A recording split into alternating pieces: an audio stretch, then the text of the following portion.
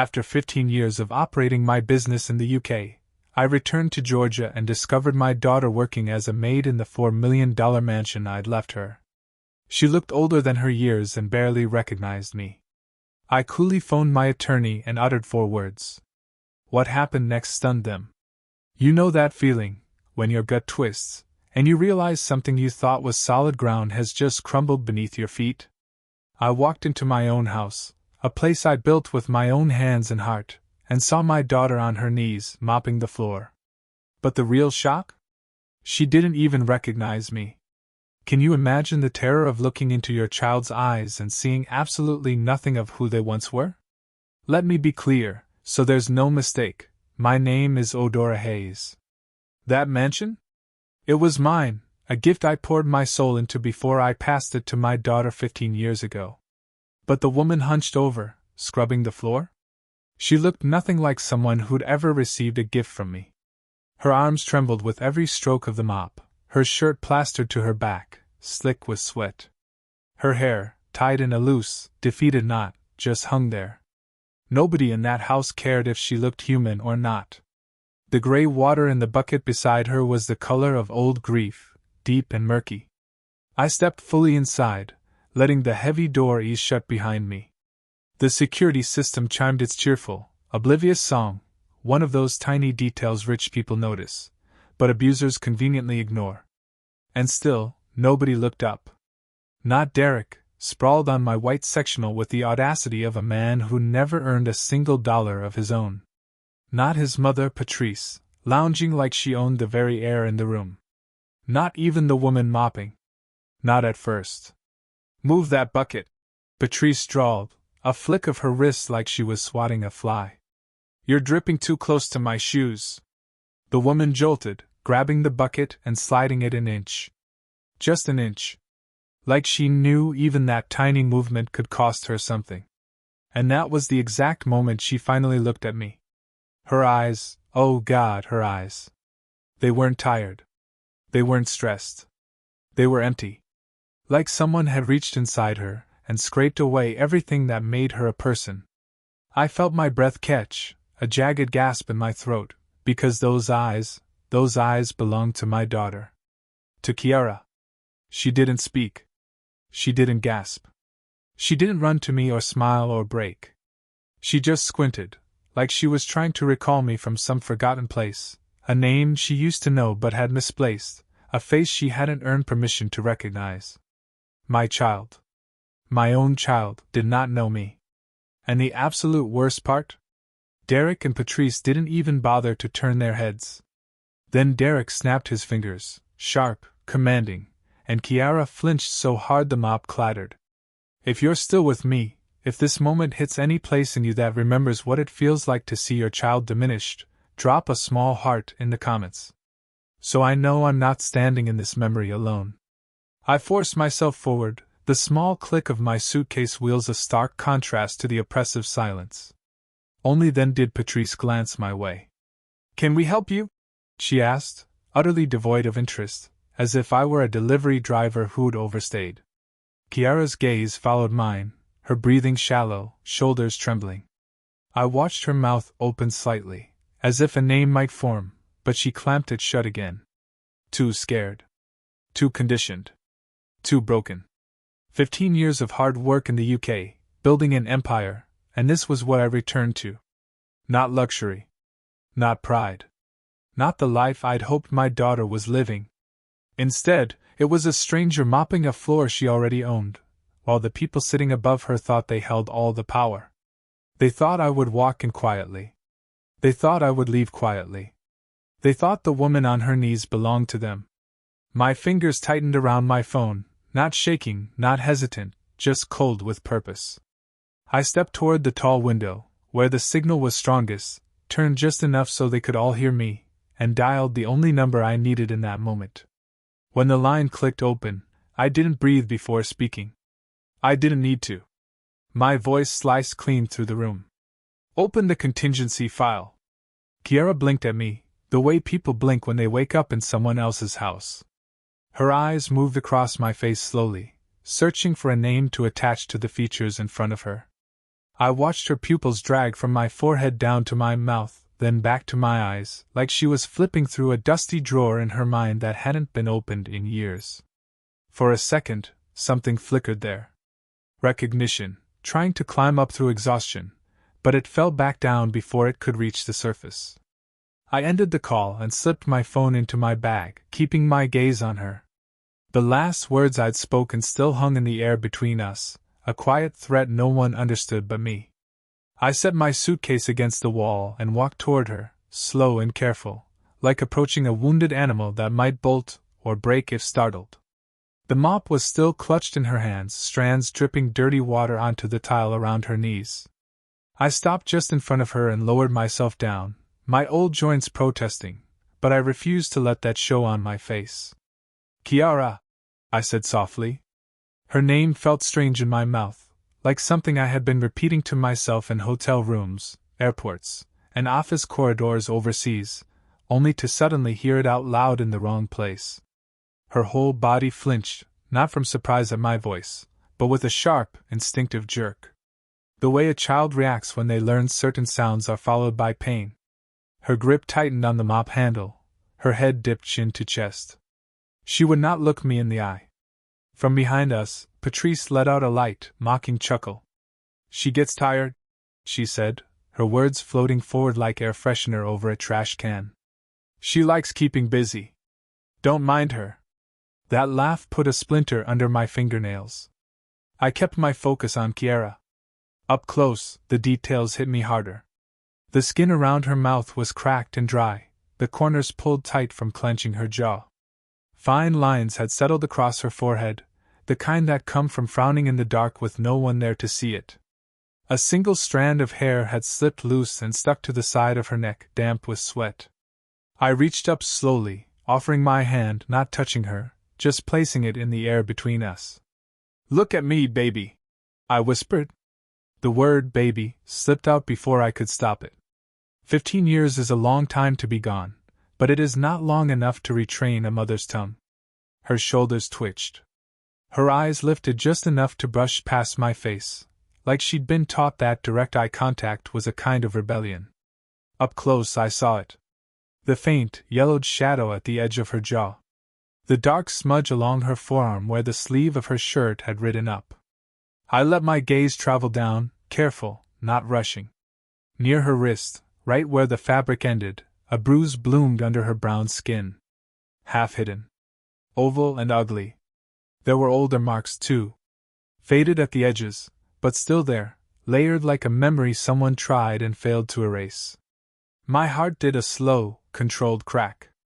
Not the kind that sends a woman wailing, but the kind that sharpens every thought. "That's enough. Cleaning for now," Derek said from the sofa, his tone flat. "You're making the floor too wet." He spoke about her like she was a tool he owned, like she had no ears of her own. Kiara didn't answer. She pushed the mop back into the bucket, her fingers trembling just enough for me to see. The water sloshed. Patrice made a small noise of annoyance at the splash but didn't move her feet. I shifted a little closer to my daughter, close enough to smell the mix of cheap detergent and sweat clinging to her clothes. "Kiara." I tried again, my voice even lower. "It's me." Her eyes flicked up quickly, then away just as fast. A flash passed across them. Pain. Shame. Something tangled. Her breath hitched. The muscles in her throat worked around words that would not come. I could see it. The war happening inside her between the instinct to recognize me and the fear of what that recognition might cost. If you're still listening to me and you have ever watched someone you love swallow their own truth to survive, just leave a small heart in the comments. So I know I'm not talking into the dark alone. "Don't distract her," Patrice said, stretching her legs out a little, toes nearly touching the wet patch on the floor. "She gets behind when people stand over her like that." The way she said "people" carried the kind of cold that did not need volume. Derek clicked his tongue once. Impatience leaking through. "You heard my mother," he said. "Finish up and take the bucket back where it belongs." Her mother. The words lodged in my chest like a stone. I did not argue that point. Not yet. Instead, I watched Kiara's hand move. She pulled her sleeve down over the bruise in a quick, practice motion, as if she had done it 1,000 times in mirrors, in hallways, in doorways where someone might notice. My gaze met hers for a heartbeat.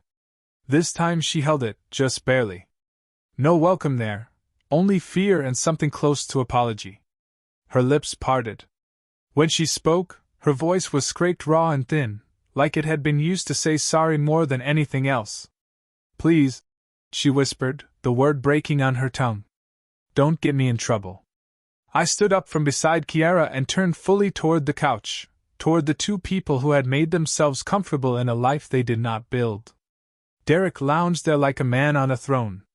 One hand resting on the back of the sofa, the other still holding the remote. His shoulders spread wide, legs apart, taking up space that didn't belong to him. Patrice sat with her ankles crossed, robe tied loose at the waist, chin slightly lifted as if the air in that room answered to her. They looked like they were posing for a picture that would never be developed. Frozen in a confidence that came from never being told no in a language they respected. I had seen them like this before, just not this close. In the early years, when Kiara still sent the occasional photo overseas, they were always somewhere in the background. At the edge of birthday parties. At the end of a sofa. Near a grill in someone's backyard. Patrice with that same tilt to her head. Derek with that same lazy sprawl. I used to pinch and zoom on my phone screen, studying them from hotel beds in London, from rented apartments in Manchester, telling myself I would get to know them properly when the work slowed down. Now, here I was, standing in front of the full picture, and they were behaving as if I was a stranger wandering through a showroom. Neither of them moved when I stepped closer. They did not stand to greet me, did not say my name, did not show even the thin politeness people give a guest they didn't invite. Derek finally clicked the TV off. Not because I had arrived, but because he wanted silence without commercials. You done staring? He asked, his eyes sliding to me like I was another bill in his mail stack. His voice carried a bored edge, like this moment was an interruption in a day he believed he controlled. Patrice shifted slightly, tightening her robe, adjusting the belt with small, precise fingers. Her rings caught the light, stones glinting. I recognized the pattern on one of her bracelets. It matched a set Kiara and I had looked at once in a catalog years back, something my daughter had called too fancy for herself, and laughed off. Seeing it on Patrice's wrist settled something heavy in my stomach. I let my gaze move between them, then past them, taking in the room. The cushions bore the slight sag of long use. A pair of slippers I didn't recognize sat neatly under the coffee table. A folded blanket was draped over the back of a chair in the corner. These were the marks of people who lived here, not visitors. Meanwhile, my daughter's presence was marked only by the bucket by the door and the wet streaks on the floor. She stood off to the side now, head bowed, mop held close to her body like a shield that didn't work. When I looked at her again, I saw more than tiredness. Her shoulders sloped forward in a way they never used to, as if gravity had been instructed to press harder on her alone. Her arms hung close to her sides, elbows tucked in, taking up as little space as possible. The skin around her eyes carried the dull gray tint of someone who had been sleeping in snatches instead of full nights. None of that happened overnight. It took time and neglect to carve a person down to that. Is there something you need? Patrice asked me finally, her tone smooth but hard underneath. We don't do walk-ins. You can speak to Derek if you're here about the house. She spoke about the house like it was a separate entity they managed, not a gift I had placed directly into my daughter's hands. My lips pressed together for a second. I felt the weight of every year I had spent signing foreign contracts, while assuming my only child was safe inside walls I paid for. I know my way around this property, I said, my voice low. I signed the papers. Derek let out a short breath. That wasn't quite a laugh. 15 years ago, he answered. Things change. People grow up. People move on. He nodded in Kiara's direction without looking at her. She gave us the house. You stay gone too long. The words landed without apology. No one rushed to soften them. Kiara's fingers tightened on the mop handle, her knuckles whitening. She didn't contradict him. She didn't lift her head. Her silence sat between us, heavy and trained. He wanted me to hear the accusation buried in what he said, that my absence was a permission slip, that my distance made their takeover legitimate. I let the first wave of guilt roll through me and break without showing on my face. I had my own reckoning to do with the years I had chosen work over front porch visits and Sunday dinners. But I refused to let him turn my mistakes into his justification. I took one more slow look at my daughter, at the way her body stood half-turned toward him even when he wasn't addressing her, like a dog listening for the next command. Then I brought my eyes back to Derek and Patrice. My voice, when it came, was soft enough that they had to lean in slightly to catch the words. "Did she give it?" I asked, letting each syllable sit on the air. "Or was it taken?" Derek's mouth curved in a slow, humorless smile when I asked my question. He didn't answer me right away. Men like him enjoy the pause. They like the way silence makes their next move feel bigger. He leaned forward, set the remote carefully on the glass table, and pushed himself up from the couch with the ease of someone who never scrubbed a single tile in this house. "You want to talk about giving and taking?" he said. "Fine." He adjusted his shirt, smoothing the front like he was about to make a presentation instead of defend a theft. Then he walked past me, not around. Close enough that his shoulder brushed mine on purpose. It was a small contact, but it carried a message: I am not afraid of you. He crossed the room to the built-in cabinet along the far wall. The one where I used to keep family photo albums and the good table linen. Now, when he opened the door, there were no albums, just a stack of folders and a metal lockbox sitting where memories used to live.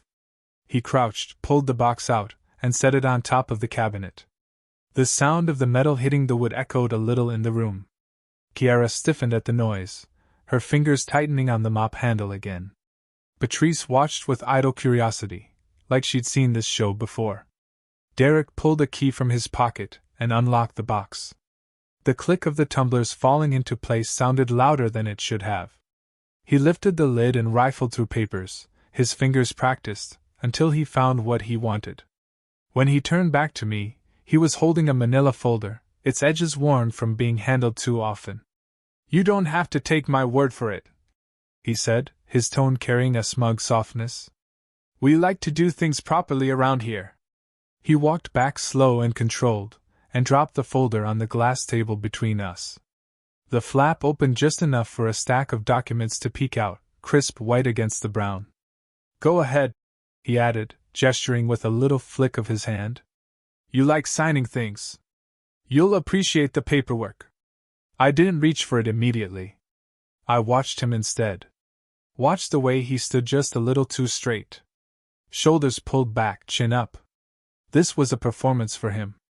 A moment he had rehearsed in his mind, the day he could hold his supposed proof in front of the woman who funded the life he now claimed. Finally, I stepped forward and opened the folder. The top page was a copy of the deed. My eyes went first to the heading, then to the address I knew by heart, then down toward the line where the signatures lived. Derek shifted just a fraction, like he wanted to hover over my shoulder, but thought better of it. I let my gaze settle on Kiara's name. The letters were familiar, but the way they sat on the line was all wrong.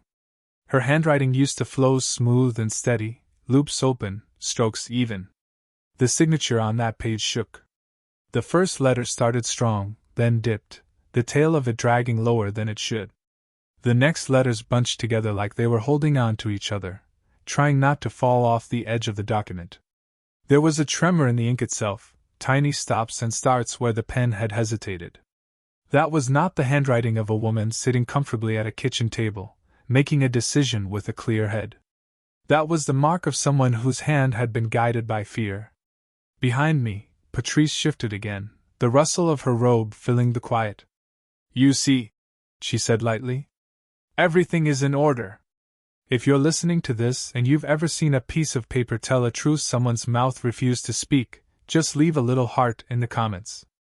So I know you understand what I saw on that page." I didn't respond to Patrice.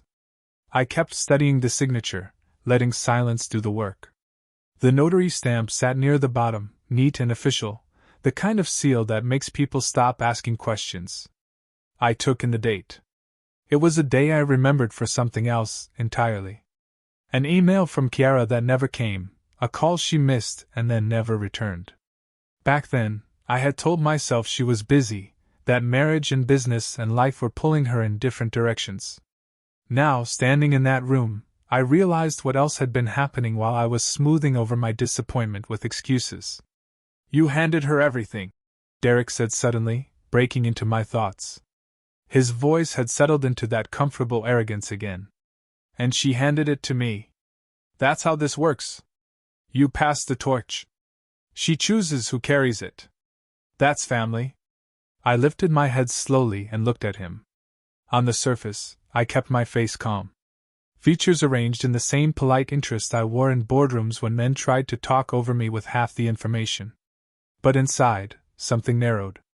My eyes sharpened, focusing not just on him, but on the pattern behind his words. The way he positioned himself as the natural next step. The way he turned my absence into his permission slip. Kiara stood in my peripheral vision, pressed to the side of the room like part of the wall. Her shoulders had crept up toward her ears, her body folding inward. She didn't move, didn't speak, didn't reach for the documents with her own name on them. My phone buzzed in my bag, the sound cutting clean through the heavy air. I didn't look away from Derek as I reached down and slid it out, glancing at the screen. One short message from my lawyer sat there, clear and simple: "I'm 10 minutes away. Don't leave." I closed the folder and let it rest on the table like something that might stain my hands if I touched it any longer. My phone, still warm from the message, sat in my palm. 10 minutes. That was all I needed to buy. 10 minutes of truth before other people started writing reports about my child's life. I slipped the phone into my bag and turned back toward Kiara. She hadn't moved from her spot near the wall. Her eyes were on the floor, on the damp trail left by the mop. As if staring at it hard enough might make her disappear into it. "Come with me," I said softly. I didn't wait for permission. I walked over and gently touched her elbow. The way you touch a glass that looks like it might crack if you press too hard. Her skin was warm under my fingers, too warm for someone who had been working in a cooled house. She flinched at the contact, a small shake running through her arm, but she didn't pull away. I guided her toward the far corner of the room, away from the couch, away from the cabinet with the lockbox. Patrice made a disapproving sound under her breath, but didn't bother to get up. Derek settled back into his seat. One eye on the TV screen he turned off, the other pretending not to watch us. In the corner, the light shifted. The angle of the window cast us half in shadow, half in sun, close enough to be seen if someone wanted to look. Far enough for them to pretend they weren't listening. I turned so my back was to the rest of the room, placing my body between Kiara and the eyes on the couch. "You're burning up," I murmured, keeping my voice low. "How long have you been sick?" Her lips pressed together. For a moment, I thought she wouldn't answer. Then her shoulders sagged. A tiny surrender. "It was bad last year," she whispered. The words scraped out of her throat, fragile and frayed. "Fever. Cough. I couldn't stand up for long." Her gaze darted past me, checking the room, then dropped back to the patch of floor between us. "That's when he took them." "Took what?" I asked, even though my mind was already moving ahead of her words, lining up the documents I had just seen with the timing she was describing. "The papers." Her fingers jumped nervously against the mop handle. "He said he needed to keep them safe." I was too weak to argue. I was on the couch, and he stood over me with a pen. He said if anything happened to him, I'd be the one left with nothing unless we changed things. I didn't want to sign. She swallowed, the movement tight and painful. He said I was being ungrateful, that he and his mother were the ones taking care of me every day, that it was only fair they had security. I couldn't breathe, right? I just wanted him to stop shouting. If you're listening to me and you have ever watched your child agree to something out of fear instead of choice, drop a small heart in the comments. So I know I'm not the only one whose stomach has learned the weight of that kind of guilt. So you signed, I said quietly. It wasn't a question. Her eyes shone, but no tears fell. I tried not to, she said. My hand was shaking. I told him we should wait, that you should be here for anything important. He said you were gone, living your new life, and I needed to stop acting like a little girl waiting on her mother to fix everything. Each word hit me like a separate blow, but I let them land. I needed the full shape of this, not a softened version. He held my wrist. Her voice dropped lower. He pressed the pen into my fingers. He said if I loved him, I would prove it. The air in the corner thickened. My heart broke all over again, but the cracks were different now. Cleaner, sharper. What else, Kiara? I asked. Tell me the rest. After that, she continued, he put the papers in that box. He told me if I ever tried to go behind his back about the house, he'd have me out on the street by morning. He said my name wasn't on anything that mattered anymore. She gave a humorless, tiny laugh that died as soon as it left her mouth. He knows I don't have anywhere to go. I sold. She cut herself off abruptly, biting down on the rest of the sentence, as if something inside warned her not to open that door yet. He told me if I pushed him, I'd lose everything. The house. My place. Even. Her eyes flicked again toward the rest of the room, then back to me. He said, a wife who doesn't obey doesn't deserve a home. My fingers curled into my palms. I unclenched them slowly. And the floors? I asked, my voice steady. Why are you this tired? A flush of shame crept up her neck. He doesn't like seeing streaks, she said. If he wakes up and the floors aren't shining, he doesn't talk to me for days. Or he slams doors, walks heavy on purpose. Sometimes he throws things in the sink for me to clean. It's easier if I just keep them spotless. I barely sleep. I just keep moving. Her voice by then was barely a breath.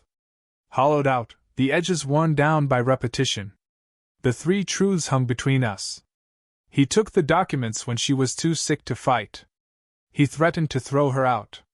And he turned her nights into unpaid, terrified labor to keep his temper quiet. Heartbreak rose in me like a tide, but I refused to drown in it. Grief wouldn't save her. Strategy might. In that corner, something in me shifted. The guilt that had sat heavy on my chest since I walked through the door pushed to the side, making room for something colder, clearer. I was not just a mother who had come home too late. I was a woman who knew how to turn signatures and threats into evidence. I lifted my hand and touched Kiara's arm lightly, not flinching at the heat of her skin. You're not crazy, I said softly. And you're not weak. You were cornered. Her eyes filled again, but she held herself still, like crying might earn her another punishment. From behind me, across the tiles of that sitting room, I heard it, the heavy, deliberate sound of boots approaching. Not the light shuffle of someone passing through. The stomp of a man who had realized he'd let his wife talk for too long. The sound of his boots barely finished crossing the last tile before his hand was on the mop. Derek didn't ask, didn't clear his throat, didn't warn. He just reached between us and ripped the handle out of Kiara's fingers with a hard, twisting pull that made her stumble. The wet head of it slapped against the bucket, sending a little spray of dirty water onto her bare ankles. Break time's over, he said, not even glancing at me. You're behind. His tone was flat. The kind of flat that came from long practice. He turned the mop upright and shoved it back toward her chest like a weapon returned to its owner. Kiara's hands came up automatically, muscles conditioned, catching the handle before it hit her. Her eyes darted between his face and mine, panic pulling tight at the corners of her mouth. She opened her lips as if to explain, then closed them again when she saw his jaw clench. I was just... she started. He cut in. You were just talking when there's still work to do. He swung his gaze to me then, finally acknowledging that I existed. Up close, I could see the thin line of irritation in his forehead, the small pulse beating at his temple. Not fear. Annoyance.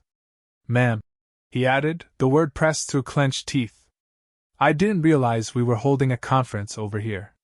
Patrice let out a small laugh from the couch, the kind that doesn't reach the eyes. She tucked her feet up under her as if she were getting comfortable for a show. I did not step back. I did not apologize. I shifted my body just enough to put myself between him and Kiara, my hand resting lightly at my side, not touching her, but close enough that she would feel I had not moved away. She's been on her knees since before I walked in, I said quietly. She can sit for a moment. You don't run this house, Derek replied. The easy charm he probably used on neighbors and church members slipped off his face like a mask thrown on the table. What sat beneath was something harder, smaller. You dropped your keys and your money here years ago and went chasing your dreams overseas. That doesn't give you the right to stroll back in and disrupt how things are done. His voice rose slightly on the last words, but not enough to be called shouting. This was how he liked to do his damage, just under the line of what other people might call abuse if they heard it out of context. I saw Kiara's shoulders fold in more, watched her eyes hit the floor again. The mop handle trembled against her fingers. Derek, Patrice said mildly. Don't get worked up. She's just adjusting. The word adjusting hung in the air like a bad perfume. He snorted, never taking his eyes off me. I'm calm, he said. I'm just setting a boundary. He took a half step closer. The scent of his cologne hit me, heavy and sharp, trying to cover up the sour note of sweat that floated around all the hard surfaces in the room. This is my house, he said slowly, as if explaining something to a stubborn child. My roof, my decisions. You're a guest here, Odora. Don't confuse that. My name in his mouth felt like an insult. Behind me, I could feel Kiara shrinking back, as if she might fold herself small enough to slide into the corner behind the curtains. I met his stare and held it. Years of sitting across from men in suits who thought my accent and my gender meant they could talk me into a cheaper deal had given me practice. This was a different battlefield, but the opponent was familiar. I let my face stay smooth. No raised brows, no tight lips. Only my eyes changed, narrowing the way they did when I redefined print on a contract. You're right about one thing, I said. I did leave. I went where I had to go to build what needed building. I stayed too long. That's on me. I let those words settle because they were true, and truth has its own weight. Then I leaned in just enough that he had to decide whether to lean back or stand there and let my presence sit in his face. He chose the latter, jaw tightening another notch. But you are wrong about this roof, I added, my voice dropping low, so only the three of us in that corner could fully hear it. You are living inside a decision that was never yours to claim. His nostrils flared. You gave her everything, he repeated, like a man reciting his favorite scripture. She handed it to me. That makes it mine. End of story. He liked that line. He had probably used it in this room before. I studied him for a long breath, taking in the slight sheen of sweat at his hairline, the vein jumping near his neck. The way his hand flexed, once, around nothing, wanting to grip something. I thought of the signature on that deed, the dates, the tremor in the ink, the fever Kiara had described, the way her hand had been held down.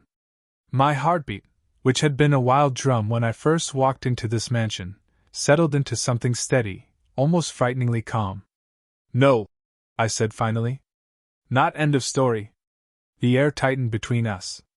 Patrice shifted again on the couch, her robe rustling. Somewhere deeper in the house, a pipe knocked faintly as water moved through it. Outside, a car rolled past, tires crunching softly over gravel. I saw the moment a flicker of uncertainty tried to creep up the back of Derek's neck. He pushed it down fast. You need to leave, he said, his tone dropping an octave. Today. I'm not going to have you come in here turning my wife against me, stirring up old things. This is my house. I won't say it again. I let the words hang there, not rushing to reply. Then I straightened my shoulders, lifted my chin, and looked him dead in the eyes. Not for long, I told him. The words came out level, no shout, no tremor, just a quiet statement from a woman who had already set things in motion. A beat later, from the direction of the front door, a firm, heavy knock echoed through the house. The knock sounded again, harder this time, carrying through the walls and into the silent space Derek had tried to own. He turned his head toward the door, a frown cutting across his face.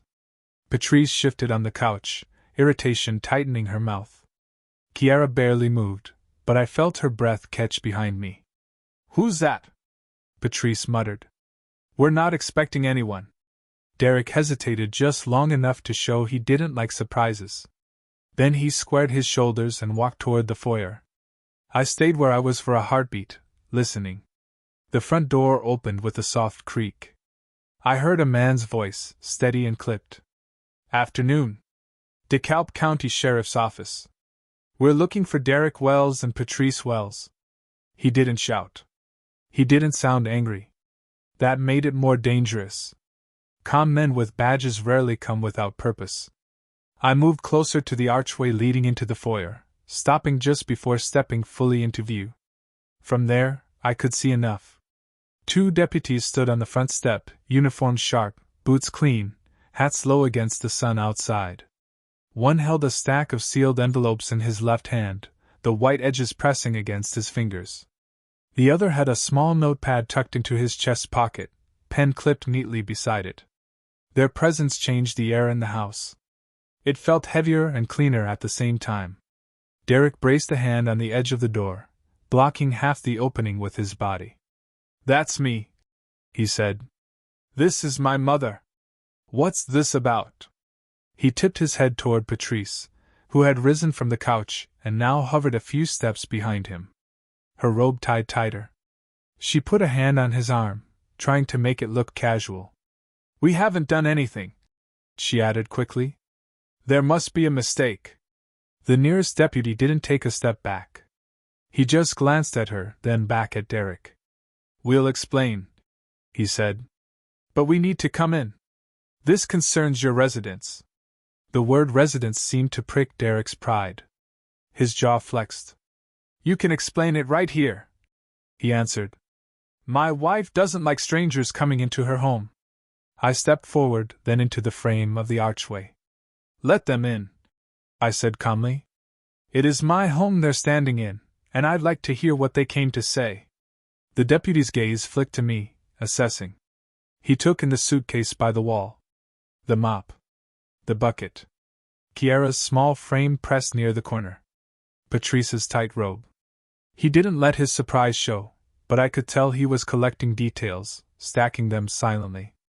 If you're listening to me now and you've ever watched authority walk into a room where people thought they would never be challenged, just put a little heart down below. So, I know you understand that strange mix of fear and relief. Derek shot me a look over his shoulder, hot and sharp, but he moved aside anyway. Pride bends differently when uniforms are involved. The deputies stepped inside. The taller one closed the door gently behind him, then turned so he could face all of us at once. "Mr. Wells, Mrs. Wells," he began, nodding first at Derek then at Patrice. "We're here to serve you with an order issued this afternoon by the county court." Patrice's hand tightened on Derek's arm. "I told you we haven't done anything," she said, her voice rising. "We pay our taxes. We mind our business." "Ma'am," the deputy replied. "You'll have a chance to respond. Right now, our job is to present this and make you aware of what it means." He unfolded the top envelope, careful not to tear the paper, and pulled out a document. He didn't hand it over yet. He read first. "This order places a temporary freeze on all property-related actions regarding this residence," he recited, his eyes moving steadily across the page. "It also initiates an investigation into suspected coercion, intimidation, and possible forced servitude occurring within these walls." The words dropped into the room one by one, heavy as stones in a still pond. Kiara's head snapped up. I saw her eyes widen, confusion and terror fighting for space. Patrice's mouth fell open, then snapped shut, then opened again like a fish gasping in shallow water. "Forced servitude?" she repeated, scandal and fear braided together. "That's ridiculous. She's family." The deputy glanced toward Kiara just for a moment, then back at the paper. "We're not here to argue the details," he said.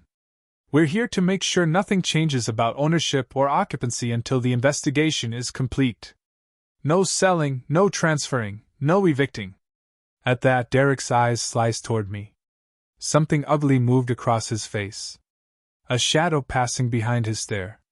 The second deputy stepped forward and extended the document. You're both named on the order, he said. We're required to read the key parts to you and confirm you received it. Derek snatched the paper, scanning it too fast to take in much. His nostrils flared. Patrice leaned over his arm, trying to read along, her fingers digging into his bicep. Who started this? She demanded. Who told you anything was wrong here? Neither deputy answered her. They didn't need to. The silence said enough. I stayed by the archway, hands folded loosely in front of me, heart steady. This was only the first crack, but it was a deep one. The foundation they had been standing on for years had just been marked, measured, and tagged for inspection. Derek finally lifted his head from the paper and turned fully toward me. The calm he'd worn like a jacket earlier had slipped off. His eyes were hot now, narrow and dark. His lips pressed into a hard line. He stared at me like he could climb out of his situation by sheer anger. You think this changes anything? He snarled. He spat the words at me like they were supposed to burn. Before I could answer, the sound of another car door shutting floated in from outside. A moment later, the doorbell rang just once, crisp and short. The deputies exchanged a quick look. One of them turned toward the foyer. Expecting someone else, ma'am? He asked me. Yes, I said, my attorney. I didn't take my eyes off Derek when I answered. He laughed under his breath, a low, mocking sound. You really think some paper is going to undo what's already done? He said. You're late, Odora. We live here. That's the reality. Patrice straightened her robe again like it was armor, lifting her chin. And we've taken care of Kiara all these years, she added, her voice sliding into something that tried to sound wounded. This is an attack on our family. The deputy at the door opened it. My lawyer stepped in with the kind of calm you only get from decades of walking into rooms where people don't want to see you. Gray at his temples now, briefcase in hand, his suit a soft navy that didn't shout, but commanded attention all the same. He took in the scene. Deputies. Derek's rigid stance. Patrice's tightened jaw. Kiara in the corner. Me near the archway. And gave a small nod in my direction. Miss Hayes, he said. Forgive the delay. The judge wanted to see every page before he signed. He moved past Derek without brushing against him, headed straight for the coffee table. The manila folder Derek had waved earlier still sat there, edges skewed. My lawyer set his briefcase down beside it, clicked it open, and pulled out a thicker, older file. The cardboard edges were worn. The tab marked with my last name in ink that had faded slightly with time. Seeing it again after all those years felt like watching a version of myself from long ago walk into the room. What is this supposed to be? Derek asked, trying to sound unimpressed. Another stack of accusations? My lawyer didn't rise to the bait. He opened the file with careful fingers and fanned the contents out on the glass surface. The room seemed to lean in. On top lay the original deed, the one I had signed before I ever boarded a plane out of Georgia, back when Kiara's laughter still filled these rooms. Behind it, another document, and another, each bearing my signature, his signature, dates that marched in order. This, my lawyer said evenly, is the record of how this house was acquired. And this, he tapped the second page, is the agreement you and I put in place before you relocated, Miss Hayes. He slanted a glance my way, then returned his eyes to the deputies. At her instruction, we included specific protections. One of the deputies stepped closer, resting his hands lightly on his belt as he looked down at the table. The other took out his notepad, pen hovering, listening. Patrice edged nearer, peering at the papers like they might suddenly rearrange themselves into something more favorable if she stared hard enough. I don't see how that matters now, she said. The house is in Derek's name. We have his paperwork. My lawyer reached for the deed Derek had pulled from his own folder earlier and laid it beside ours. two versions of the same story side by side. "What matters," he said, "is which set of documents carries legal weight. This property was purchased solely by Miss Hayes. She transferred it to her daughter under very specific conditions. And in this contingency agreement," he slid another page forward, the paper soft from having been handled many times, "she reserved certain rights in case anything ever threatened her daughter's well-being or the integrity of the transfer."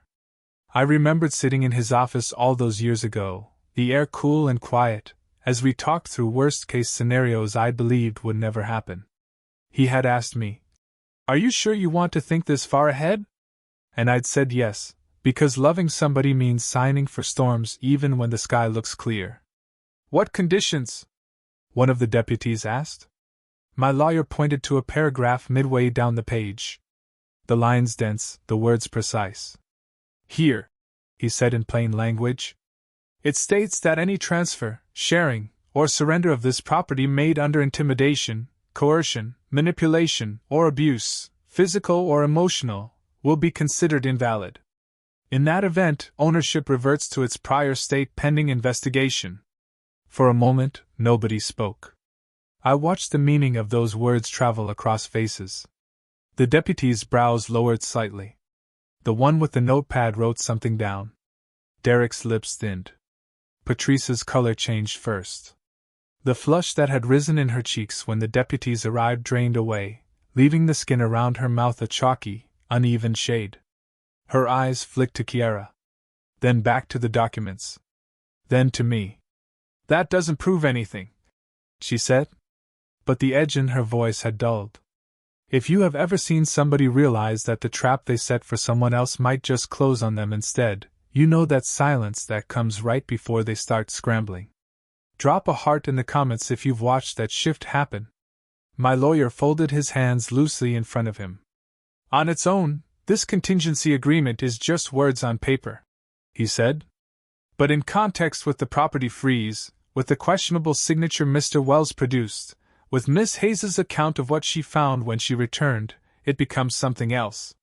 One of the deputies nodded slowly. "Especially paired with visible signs of distress," he added, his gaze sliding toward Kiara. She shrank back from the attention, fingers twisting in the hem of her shirt. Derek stiffened. "She's fine," he snapped. "She's tired. That's all. You can't come in here and throw around words like coercion because her mama's feelings are hurt." The deputy closest to him straightened a fraction. "Sir," he said, his tone cooling, "right now, we're not making conclusions. We're noting concerns. And between what we've seen, what's written here, and the conditions outlined in this agreement," he glanced back at my lawyer, who gave a single small nod. The lawyer's voice stayed measured, but there was steel under it now. "Deputies," he said, "we have reason to suspect abuse occurred here." For a moment after my lawyer spoke, the room held its breath. The words, "suspect abuse," didn't just sit on top of the air.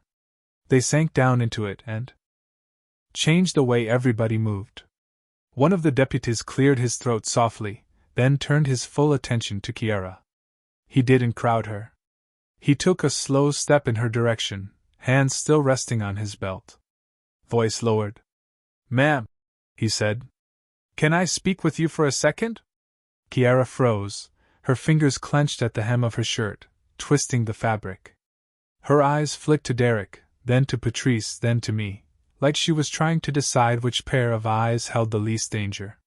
"She's tired," Patrice cut in a little too quickly. "She doesn't need all this stress. We've told you there's been a misunderstanding." The deputy didn't look at her. "Ma'am," he repeated gently to my daughter. "Nobody's forcing you, but I need to ask, are you hurt anywhere? Have you been harmed in this house?" Derek let out a rough laugh. "Oh, come on," he said.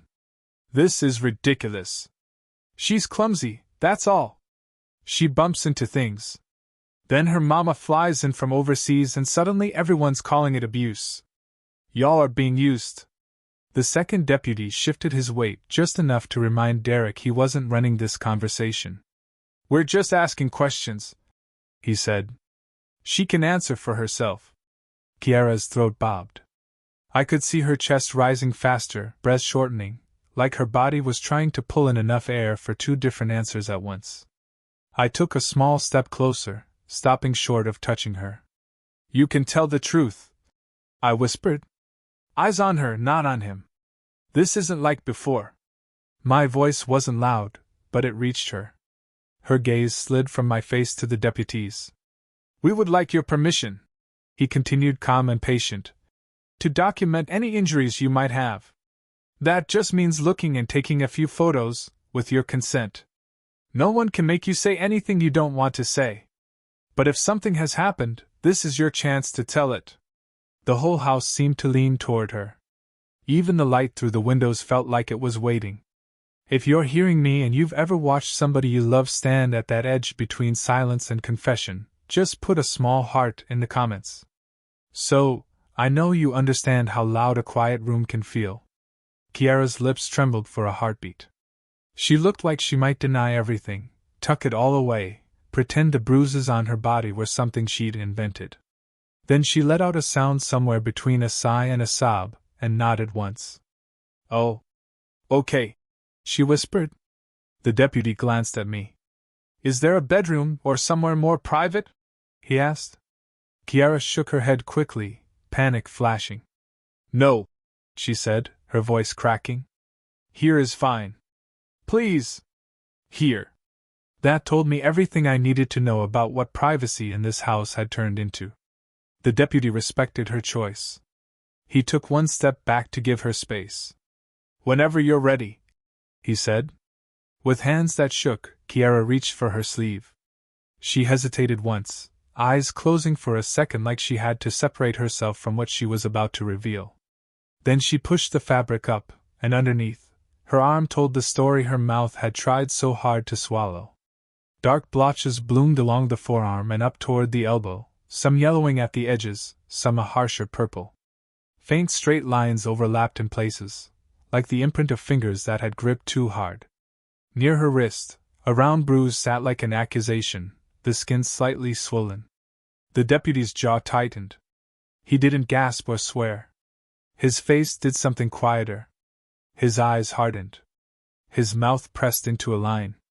The kind of shift you see when a person decides they've crossed from suspicion into certainty. "How did you get these?"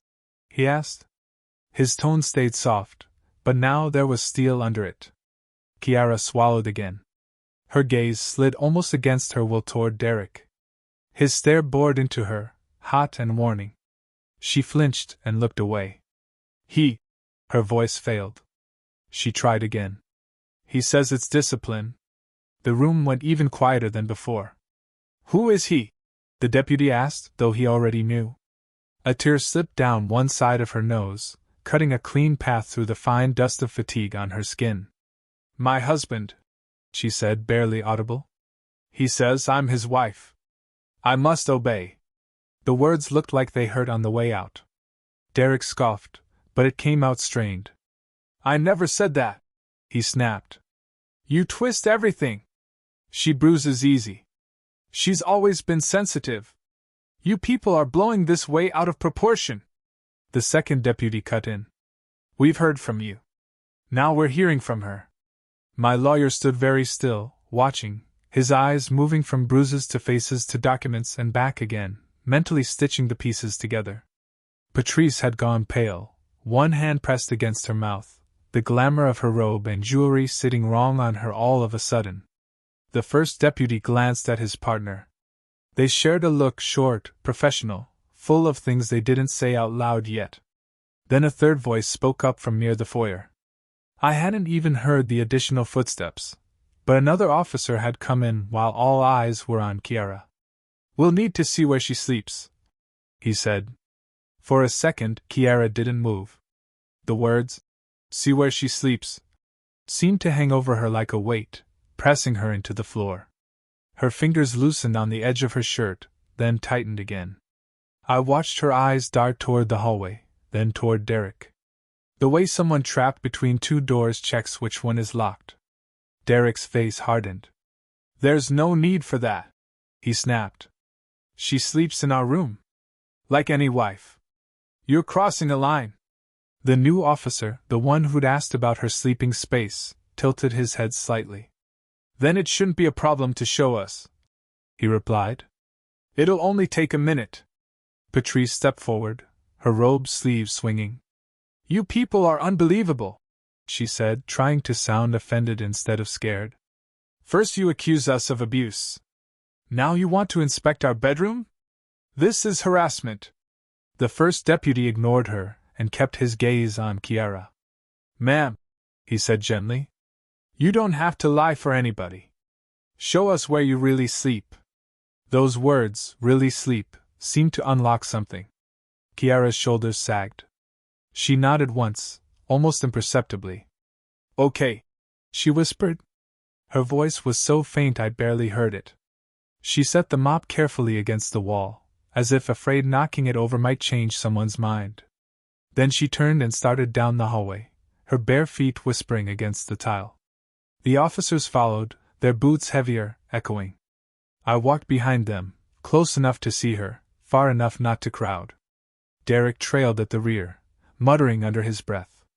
Patrice hovered near him, fingers clutching at his arm.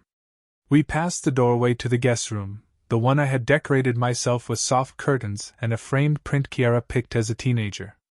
Its door was wide open. The bed inside was neatly made, untouched. No indent in the pillow, no extra shoes on the floor. Not there, Kiara said quietly, almost to herself. She kept going.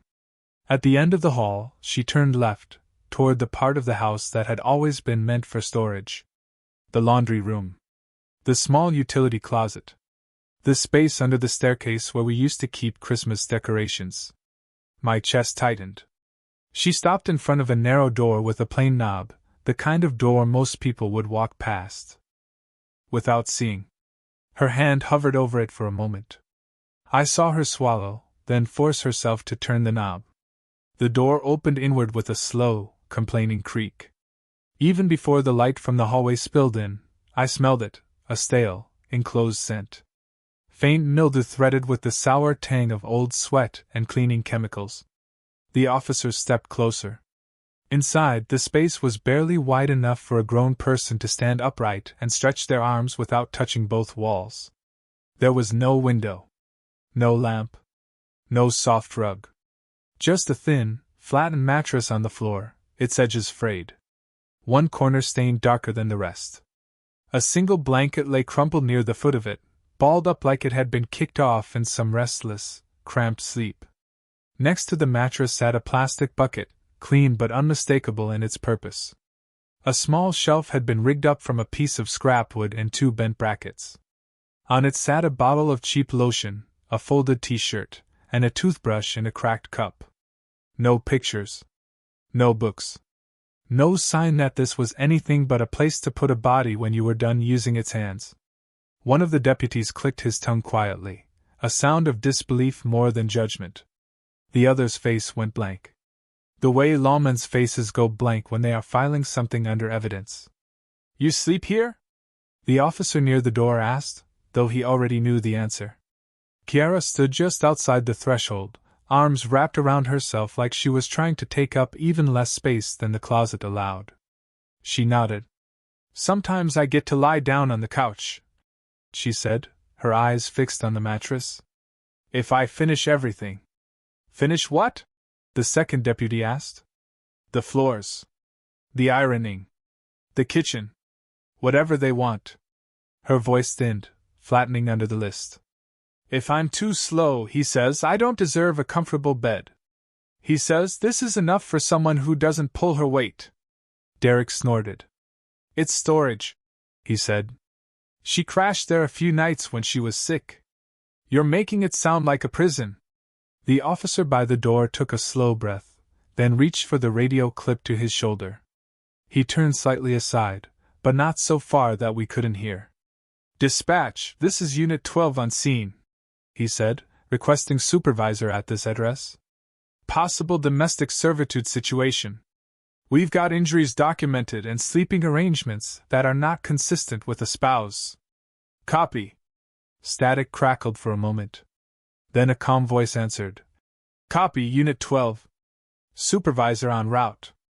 Hold position and secure scene. He lowered his hand from the radio, jaw tight. He met my eyes briefly. In that look, I saw what he wasn't allowed to promise out loud yet. Things were shifting.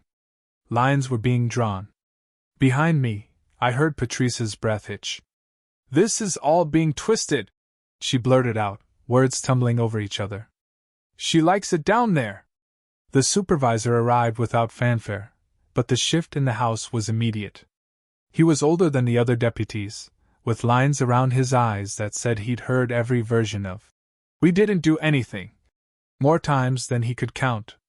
No raised voice, no swagger, just a quiet authority that settled over the room like a new kind of weather. He listened while Unit 12 gave a quick rundown near the archway. The bruises, the closet, the contingency file, the order from the court. His eyes moved from one face to another, me, Kiara, Derek, Patrice, taking his time, as if he was laying us out on a table in his mind. Then he said 6 words that changed everything. "We're going to separate you all." Those words landed hardest on Derek and Patrice. She stiffened, her hand flying to her chest. "Separate?" she repeated. "This is our home. We have nothing to hide." Derek scoffed, but his jaw had gone tight again. "This is overkill," he muttered. "You're turning a marital disagreement into a crime scene." The supervisor didn't argue. He just gave quick instructions.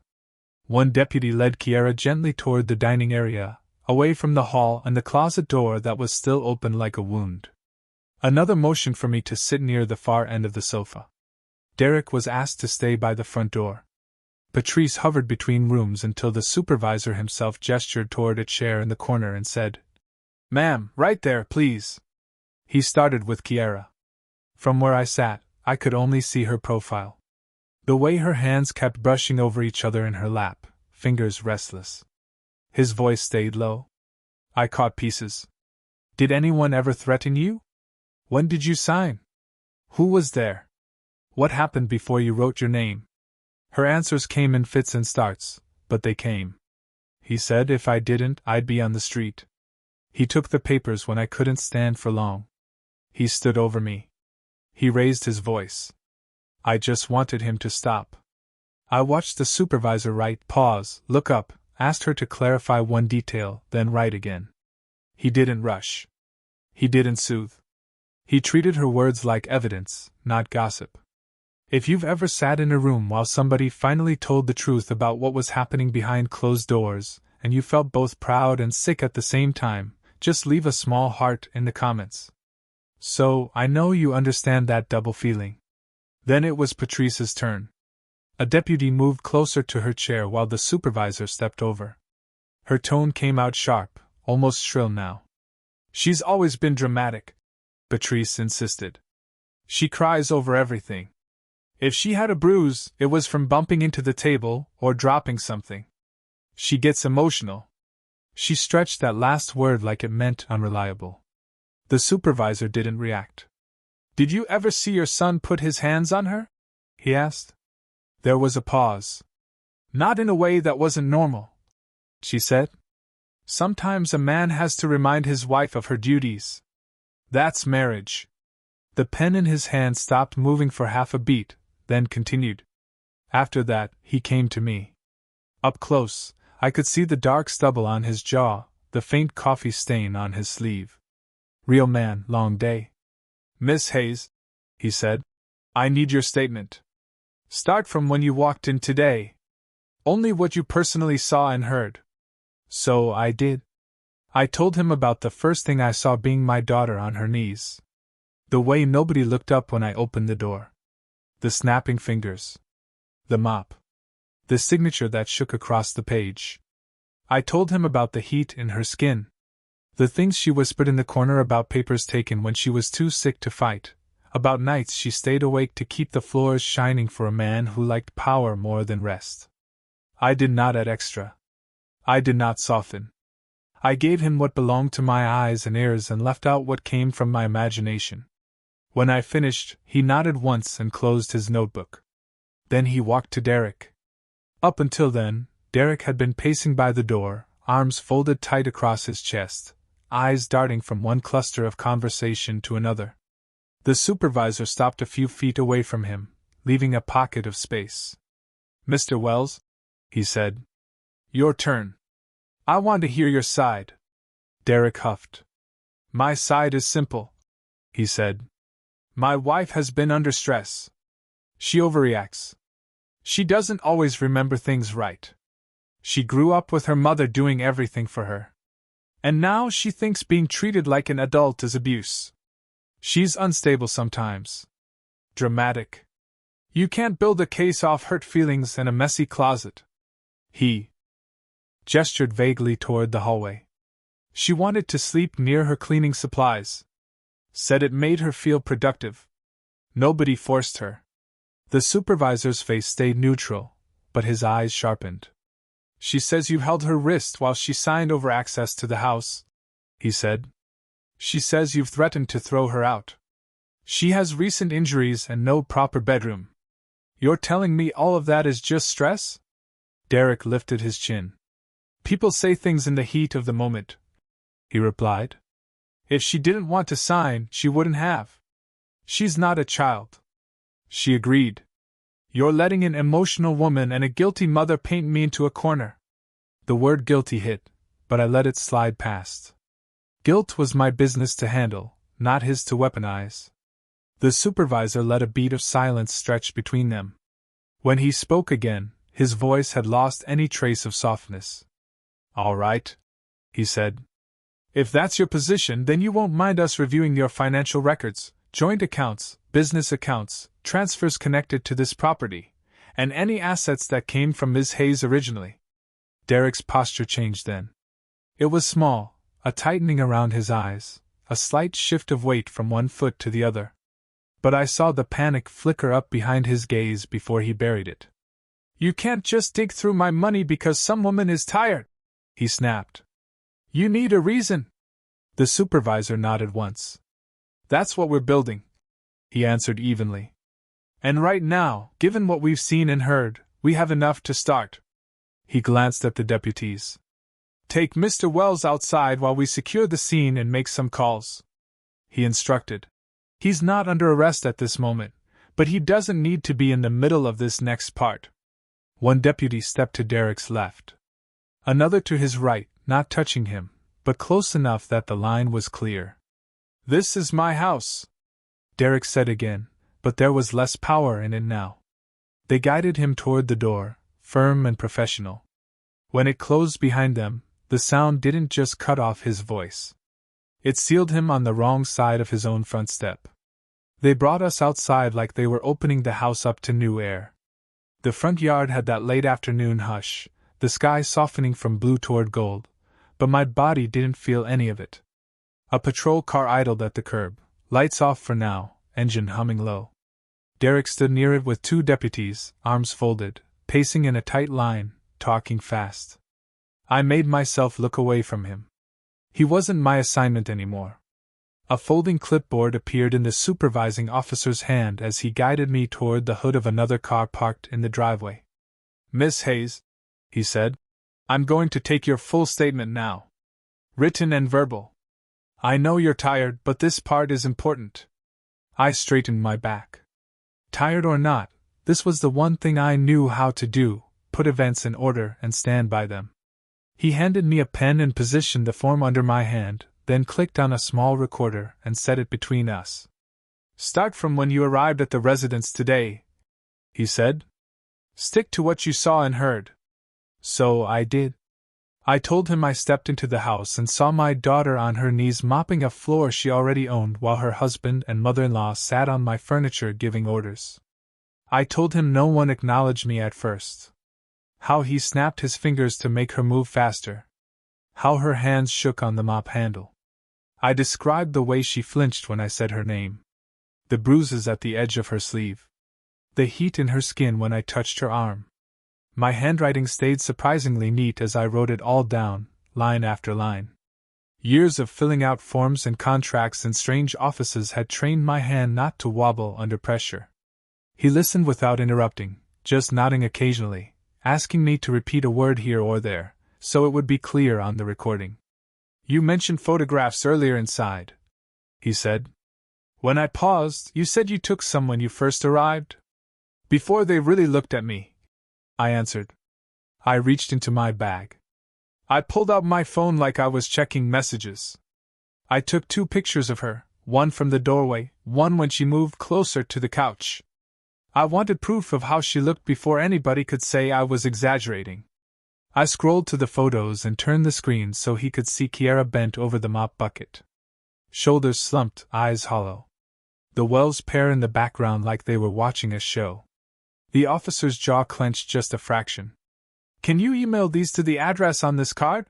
he asked, slipping a small contact card from his pocket. "We'll back them up to the case file." "I'll do it now," I said. My fingers moved over the screen, forwarding the images while he noted the time and file names. If you're listening to me and you've ever reached a point where you stopped begging and started documenting, just drop a small heart in the comments. So, I know I'm not the only mother who learned to turn her pain into evidence. When I finished writing, he took the clipboard, glanced over my statement, then had me sign and date the bottom. "This lines up with what my deputies observed," he said quietly. "We're also going to get an official medical assessment for your daughter. Her condition is concerning." The words "concerning condition" were too small for what I'd seen in her eyes. But I understood he had to talk like a report, not a mother. "What happens now?" I asked. I kept my voice even. I wasn't asking for comfort. I needed a sequence. "Right now we lock this down," he replied. "No one changes paperwork. No one moves money. No one moves her out of that house without us knowing. We're drafting an affidavit for an arrest warrant and additional search authority. My officers inside are finishing the scene notes." He glanced toward the front door where another deputy was moving in and out, carrying clipboards, talking briefly into his radio. "Financial Crimes Unit is already pulling what they can on the property and related accounts," he added. "They work fast when something smells off." I thought of Kiara's voice in the corner of that sitting room. The way it had thinned out around words like threat and street. And if I loved him, I would prove it. Something hard and cold settled deeper inside me. I wasn't running on rage anymore. This was a different fuel. "She's not going back in that closet tonight," I said. It wasn't a plea. It was a line I needed on record. He met my eyes. "Not if I have anything to say about it," he answered.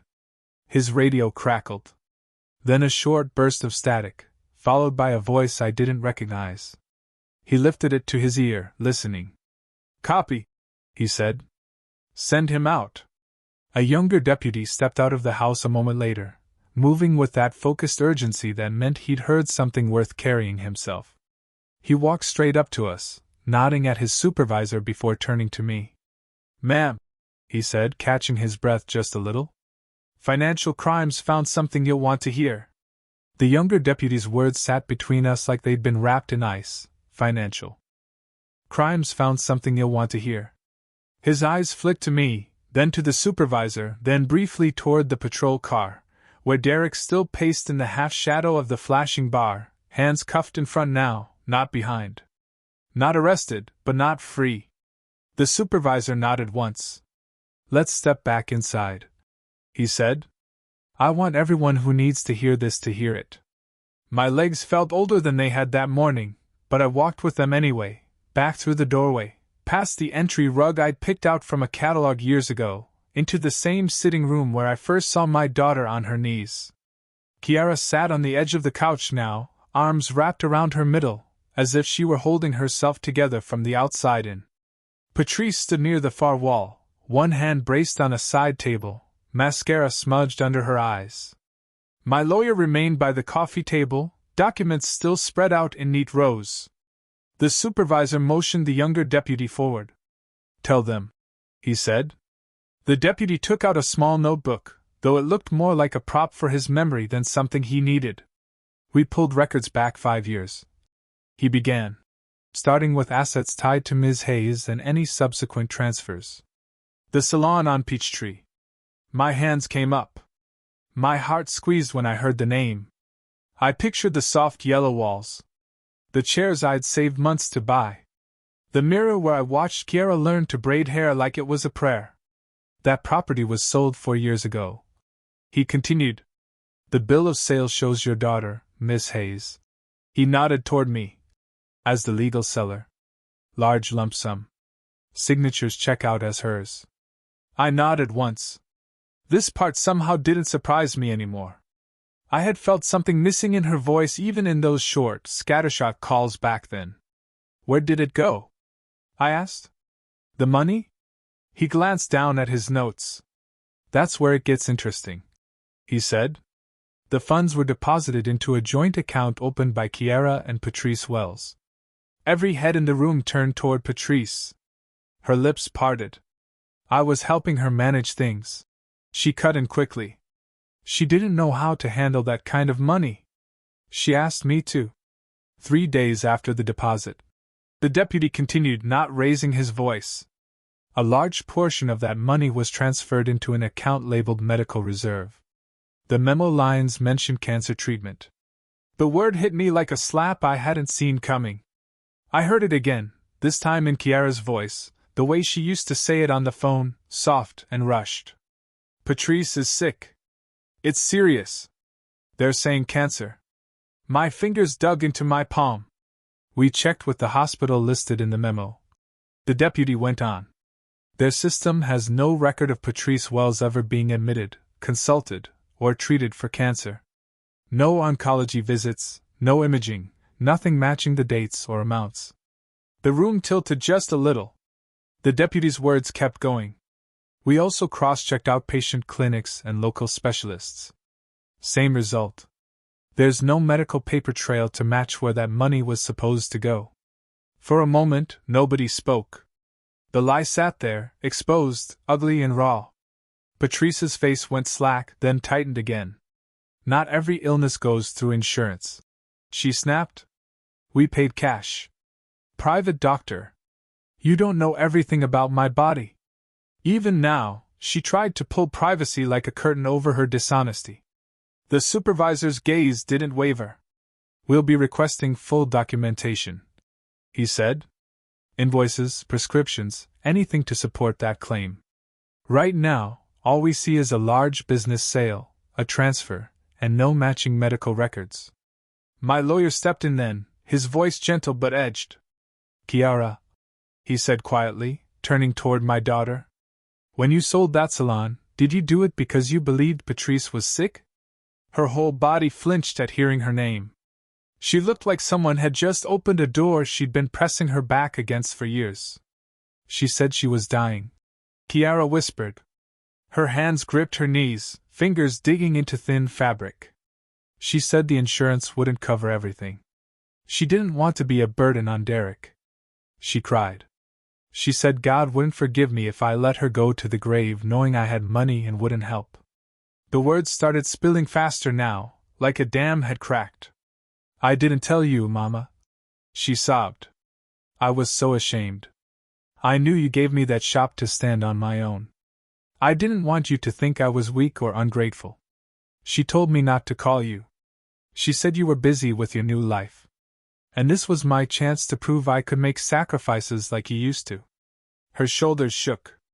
So I signed it away. The chairs. The mirrors. The regulars who used to ask about you. All of it. I sold your gift to save her. Her voice broke on that last word.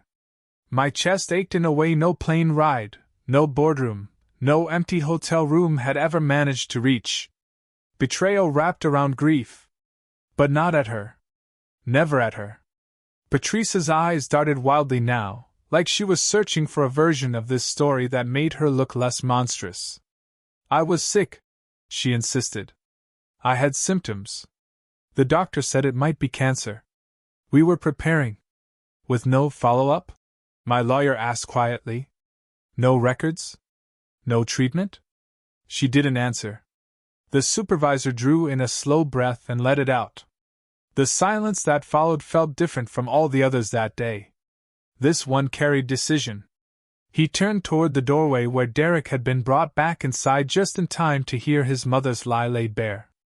Rage sat on his face, but for the first time, some of it looked like it wasn't aimed at us. Between the physical evidence, the witness statements, the fraudulent use of medical claims to obtain funds, and the coercive control over this property, the supervisor said, voice level, "We're past suspicion." He nodded once to his deputies. "Place him under arrest." They moved fast once the words left his mouth. One deputy stepped in behind Derek, another to his side.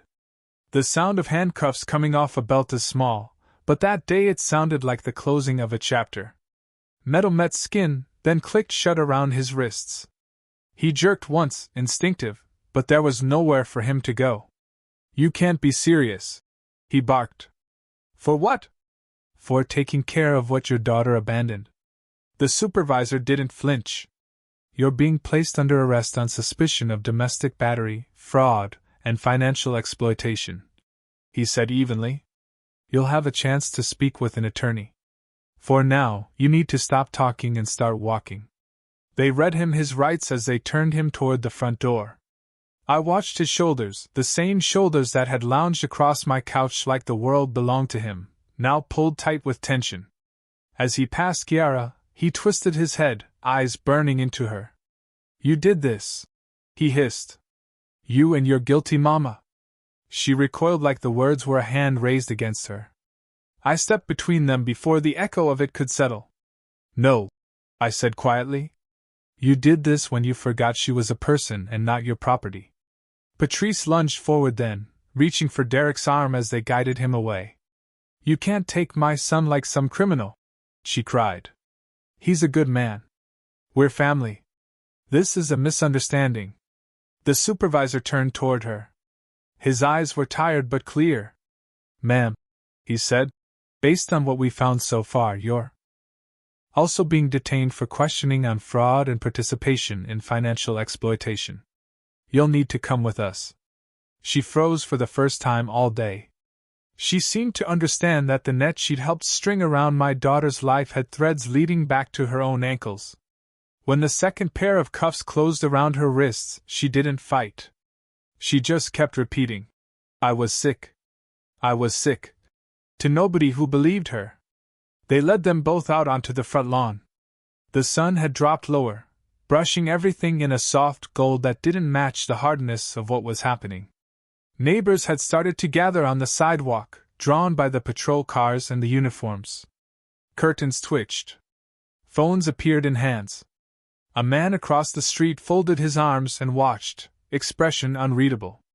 A woman 2 houses down clutched a grocery bag to her chest, eyes wide.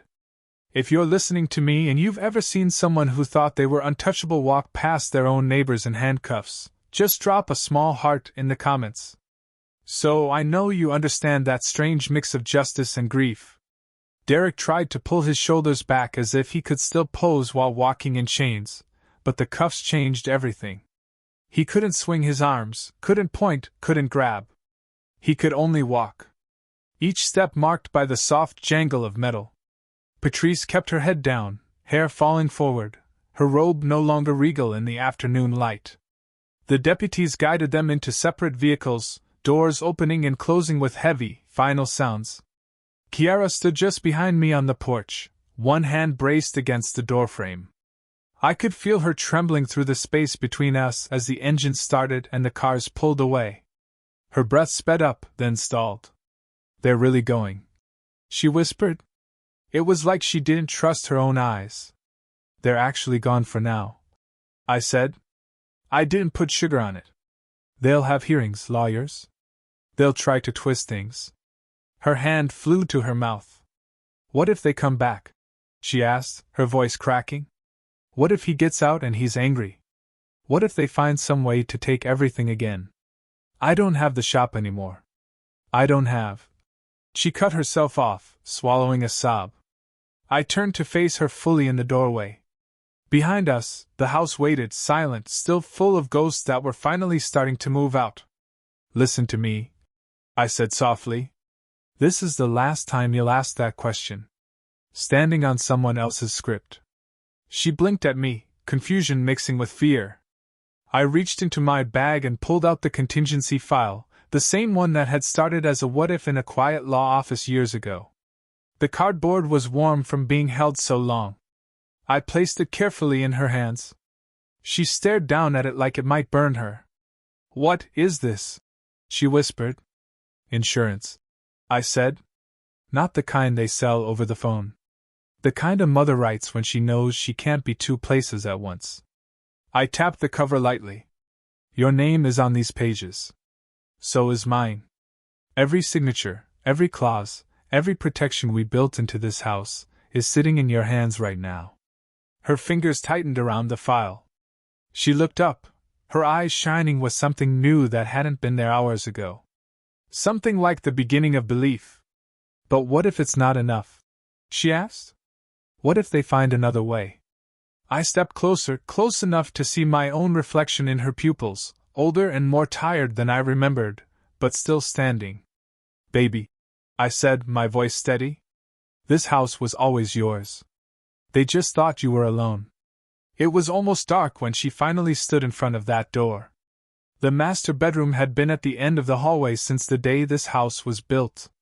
But to Kiara, it looked like a country she didn't have a passport for.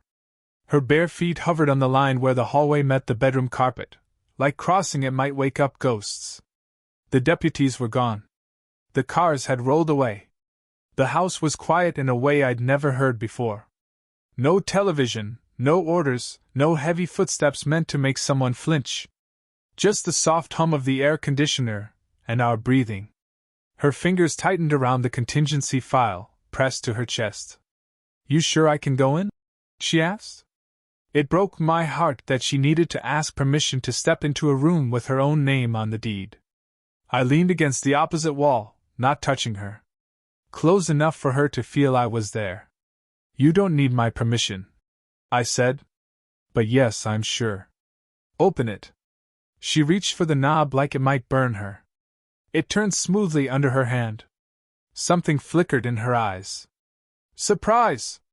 Then something like anger that it had always been this easy and still felt so impossible. She pushed the door open. The room smelled faintly of fabric softener and a perfume I didn't recognize, something sharp and floral. The bedspread was different from the one I'd picked years ago. Patrice's taste stamped over mine.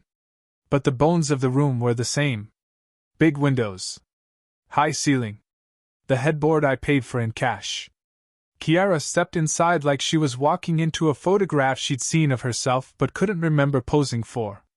Her gaze moved across the walls, up to the ceiling fan, down to the nightstands. Then it landed on the far side of the room where a stack of plastic bins and taped boxes sat, pushed against the wall, half hidden behind a garment rack. "Those weren't there before," she murmured. I pushed off the wall and joined her. My body slow but steady. "The officers pulled them out from the attic access," I said. "They said your things were crammed up there on top of old Christmas decor. I asked them to set them aside." I watched her absorb that, the fact that someone had decided her life belonged in a crawl space. She walked toward the boxes like she was afraid they might disappear if she moved too fast. One of them had her name scrolled on it in a handwriting that wasn't hers. Another was labeled "Old Stuff." Like her memories were clutter. She knelt and peeled back the tape on the nearest one. Inside, her wedding dress lay folded in on itself, the lace wrinkled and dull. On top of it sat a small box. I recognized it before she even opened it. The set of gold combs I'd given her the morning she got married, engraved with her initials. "I thought these were lost," she whispered. She lifted one out, running her thumb along the letters. "He said we misplaced them in the move." She set the comb down gently and reached deeper. Out came a stack of journals, their covers worn at the corners. She opened one at random. Her eyes moved quickly over the page, then slowed. Her mouth trembled. "This was the last thing I wrote before he took the papers," she said. I was scared, but I still sounded like me. She turned the book toward me. On the page, in neat, looping handwriting that didn't shake, she'd written about plans for the salon, ideas for a community braiding class, a note to call me on Sunday. I felt something twist inside my chest. If you're still with me and you've ever watched someone you love find a younger version of themselves trapped on a page, drop a heart in the comments so I know I'm not the only mother who's seen that kind of grief. Kiara pressed the journal to her chest, then set it aside with careful fingers. She moved from box to box. Shawls barely worn. A framed photo from her wedding. Her smile wide, eyes bright, the edge of my hat visible on the side. Patrice and Derek had kept the frame, but tucked it away up here like the version of her with hope was bad for business. They took everything that reminded me I had a life before them, she said quietly. Not just stuff. Thoughts. Plans. Even my name. He started calling me girl when he was mad. She called me that child when she talked about me to neighbors, like I wasn't in the room. She stood slowly, looking around the master bedroom again. I forgot what it felt like to have a door I could close where no one was allowed unless I said so. I walked to the bed and sat on the edge, patting the space beside me. You remember now? I said. This room doesn't belong to his voice or hers. It belongs to the woman whose name is on every honest piece of paper tied to this house. She joined me, her shoulders sagging, the file still clutched in one hand. I took it gently. Set it on the nightstand. You won't be sleeping in that closet again, I told her. If you wake up in the middle of the night, reaching for a mop, you'll sit right here until your body understands the war is over. Her throat worked around a sound that didn't quite become a sob. Tears finally spilled over, running down in 2 clean tracks. I don't know how to live without listening for his footsteps, she admitted. I don't know how to relax in a room without wondering what I'll pay for it later. I laid my hand over hers, the same hand that had signed away too much under someone else's threats, and squeezed. You don't have to know tonight, I said. You just have to know you're allowed to find out. She turned her head to look at me. For the first time since I stepped back into Georgia, I saw into the girl who used to dance in the salon after closing, singing off-key while she swept hair into piles. Bruised, thinner, but still there. Mom! Her voice shook, but the words were clear. I want to live again. Tell me how. I brushed a tear from her cheek with my thumb, then folded her fingers around the edge of the comforter, anchoring her to the bed that was hers. Start tonight, I said softly. You're home. What would you have done if you walked back into your home and found your child like this? Have you ever had to fight for someone you love when they couldn't fight for themselves? Tell me what you think. I really want to know.